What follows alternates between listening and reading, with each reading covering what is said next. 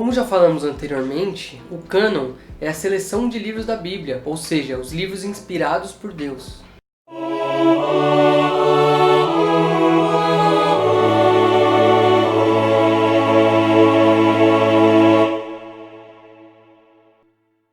Hoje temos a Bíblia tal como ela é, e não questionamos a seleção de seus livros. Porém, antes que os livros inspirados por Deus fossem aceitos pela Igreja, houve diversas discussões. O cânon do Antigo Testamento já era fechado e reconhecido pelo povo de Deus na época de Jesus. Porém, os livros e cartas escritos após a sua morte deveriam ser testados a fim de que fossem reconhecidos como palavra de Deus.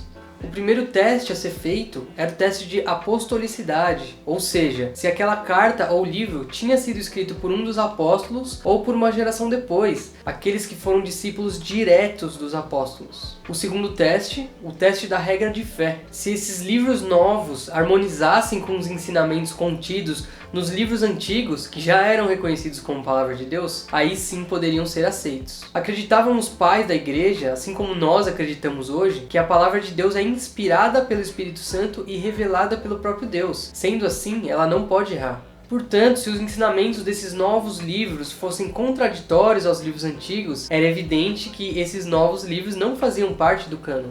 O cânon bíblico já era quase fechado no ano de 175. Só restava dúvida de alguns textos por conta de sua autoria, como Tiago, a segunda carta de Pedro, segunda e terceira cartas de João, a epístola de Judas, Hebreus e Apocalipse. O cânon então foi definitivamente fechado apenas no quarto século. O que é curioso é que cerca de 5.500 manuscritos atestam a integridade do texto bíblico. É importante ressaltar que essa seleção de livros não foi feita de forma arbitrária, mas foi o Espírito Santo quem guiou os líderes da igreja a fim de que compilassem aqueles livros que foram revelados pelo próprio Deus.